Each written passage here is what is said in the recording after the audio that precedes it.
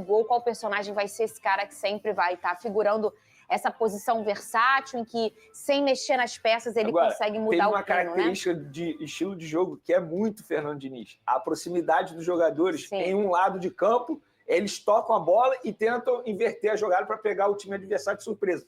Tanto é que na transmissão o Flavinho falou isso, que a todo momento o Diniz pedia para inverter. Sim. Por quê? É algo que ele quer, algo que ele deseja. Só que em um dia de treinamento é muito difícil os jogadores pegarem esse estilo de jogo. Vene, peraí. Meu telefone, gente, calma aí que eu... Só um minuto. Alô? Acharam. Vene, acharam. Ufa! Alex, acharam o Pedrosa. Cadê? Ele falou com a gente? Mandou um vídeo. Fala, Pedrosa. Fala, galera. Tô sabendo aí que vocês estão me zoando, né? E com razão, porque a estreia do Fernando Diniz, infelizmente, foi com derrota aqui na Argentina, o jogo lá no estádio do Lanús.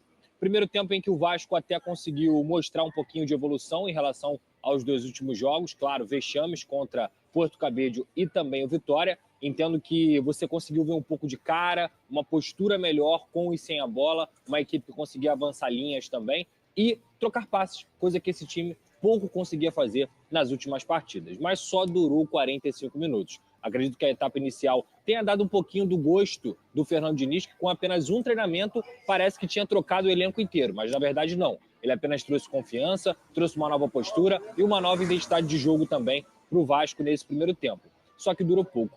Como eu costumo dizer, infelizmente dentro desse grupo tem um fracasso impregnado. E para tirar esse fracasso que está impregnado, vai demorar um pouco, Fernanda, Vene, porque o Fernando Diniz vai ter muito trabalho. A boa notícia é que nos próximos 6 jogos, 5 serão no Rio de Janeiro, 4 em São Januário e 1 no Maracanã. Então, assim, é a expectativa que o torcedor vascaíno tem dele conseguir ver dentro do Rio de Janeiro a força da torcida, vitórias novamente.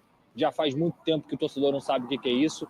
E entrar nessa etapa aí do Super Mundial, tendo um mês de treinamento para o Fernando Diniz trabalhar e trabalhar muito bem essa equipe, porque é necessário. Mas a diretoria precisa entregar reforços, precisa fazer saídas também para mudar o perfil desse grupo e entregar suporte para o Fernando Diniz. Milagre ele não vai fazer. Tamo junto, pessoal. Daqui a pouco eu tô aí no Rio e amanhã a gente tá junto no SBT Esporte Rio. Beijo. Beijo, meu amigo. A gente não tá te zoando, a gente tava preocupado. Porque ele combinou de estar aqui hoje, não foi? E não tava. Aí a gente ficou, gente, aconteceu alguma coisa. Deixa eu rasgar. Vou rasgar. Vou rasgar não, que eu vou rasgar a foto dele. Vou tirar. Alex, por favor, já achamos. Obrigada, Alex. Deus te abençoe, tá bom? Tá achado. Lucas Pedrosa. E ele deu um panorama muito parecido do que a gente já falou por aqui, né, Vene Casagrande? Em relação... A gente encontrou no 45 minutos iniciais um Vasco com mudanças, com a característica do Fernando Diniz. E a gente vê, obviamente... Um treino só ele teve, ele vai ter um lastro muito grande para essa melhora e vai ter tempo também, sobretudo um tempo do Mundial. E no segundo tempo, mais uma vez, o Vasco cai de produção e acaba tomando um gol. O Vene trouxe um número aqui dos 10 últimos gols do Vasco, 9 o Vasco sofreu no segundo tempo. E os números não falam sobre tudo, mas ajudam a fazer um entendimento do que está visto, está falado. O Vasco não consegue jogar 90 minutos com muita intensidade. Ele acaba caindo de produção e acaba dando mole. Mas um futebol tem 90 minutos. Não tem jeito, Vene Casagrande. Agora, alguns personagens, assim, por exemplo, o Tietê, a gente via que já tinha uma facilidade até por conhecer o estilo de... A parte física dele. Consequentemente, o tempo dele em campo vai diminuir. Tanto é que ontem ele foi substituído aos 35 do segundo tempo, após ele errar um domínio de bola, que o Coutinho pouco erra. Mas ele errou por quê? Porque ele estava extremamente fadigado, cansado em campo. Então o Diniz ele vai ter que equilibrar isso. Ou a diretoria vai ter que fazer reforços. Eu acho que tem que reforçar, independentemente de qual fosse o treinador, Diniz ou outro treinador. Eu acho que tem que reforçar o elenco do Vasco da Gama. Nesse momento, o torcedor tem total razão de ficar preocupado. Hoje, o Vasco briga pelo quê no Campeonato Brasileiro? Tem que fugir da zona de rebaixamento. Na Copa Sul-Americana, particularmente, acho... Você acha que já foi? Eu acho que é melhor... Assim, posso ser bem sincero, pensando na temporada do Vasco da Gama... Cadê? Vamos ver aqui, talvez o ideal não seja nem se classificar. Porque se você se classifica em segundo, você automaticamente vai pegar um time muito forte da Libertadores da América. E com isso você ganha 2 jogos em um calendário que já é exigente demais.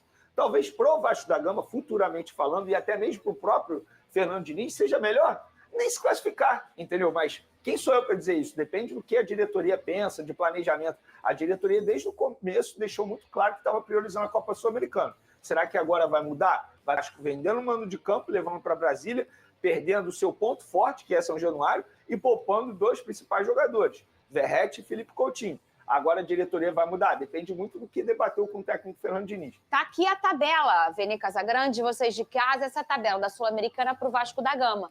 Quem não pode ver, a gente conta. O Lanús é o primeiro colocado com 11 pontos. O Melgar é o segundo colocado com 7. O Vasco é o terceiro com 5 pontos. E o Puerto Cabello é o último colocado com 4 pontos. Lembrando que, se não me falha a memória, o último jogo do Vasco é contra o Melgar em casa. Jogo em casa, o Vasco decide em casa.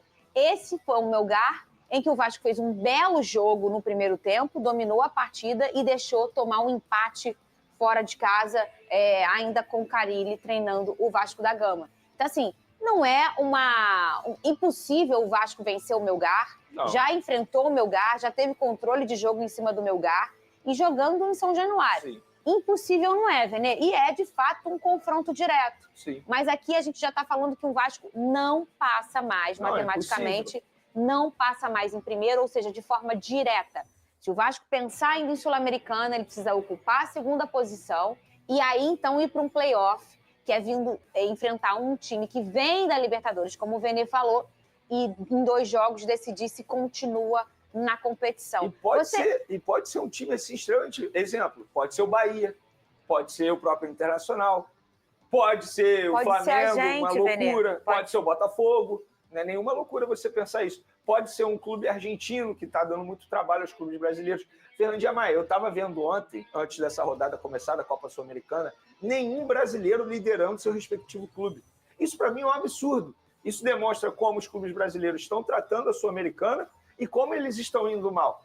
E eu lamento muito, porque, assim, eu sou dos tempos da Copa Mercosul. A Copa Sul-Americana substitui a Copa Mercosul. Eu, particularmente, acho a Copa Sul-Americana muito boa, muito maneira de disputar. Sim, claro. Óbvio, é considerada a Série B da Libertadores. Mas, independentemente disso, se o clube está ali, eu acho que tem que valorizar essa competição, uma competição internacional. Essa não é uma fala... brasileiro está valorizando. E não é uma fala nova, Vinícius. Se a gente for olhar o tempo de Sul-Americana, eu estou na TV há 13 anos. Há 13 anos eu falo, gente, por que as pessoas não valorizam a Sul-Americana? Isso não é de hoje.